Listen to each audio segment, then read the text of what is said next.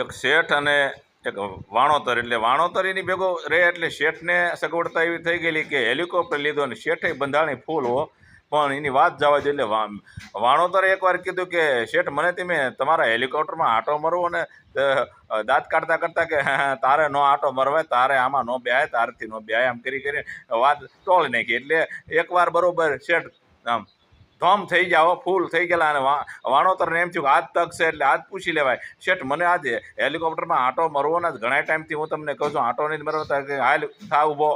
અને ડ્રાઈવરને બોલાવ્યો અને વાણોતરને કીધું કે હાલો ત્રણ, શેઠ, ડ્રાઈવર અને વાણોતર, આ ત્રણેય બેઠા કે ત્રણેય સતરી લઈ લ્યો, અકસ્માતે ક્યારેક ઉતરવા થાય. આગળ હાલ્યાને કાંઈ એમ કીધું વાણોતરને એમ થયું કે આજ આપણે શેઠ છે રંગમાં, એટલે પૂછી લેવું કે શેઠ મને આંટો મરવો છે પણ મારો છોકરો કીધી બે છે એને લઈ લ્યો ને. નિહાળેથી છોકરાને લીધો ભક્ત બરોબર ડૉક્ટર પર એને હાર્યા અને બરોબર બેહાર્યો, એટલે હારો હાર ઉપડ્યા. એટલે એમાં અધર ચડ્યું, થોડાક અંતરે ગયા એટલે ડ્રાઈવરે કીધું કે શેઠ હું આમાં પેટ્રોલ ચેક કરતા ભૂલી ગયો છું, મને ખબર રહી નથી, એટલે હું મારી રીતે છત્રી લઈને ઉતરી જાઉં છું. ડ્રાઈવર વિયો ગયો. શેઠ મીણા કહેવા ઓલાને કે હવે આ છત્રીઓ બે હશે, હવે આમાં હું કરું, હું મારી છત્રી લઈને જાઉં છું, તમારે એક છત્રીમાં જે બાપ દીકરાને જે કરવું એ કરજો.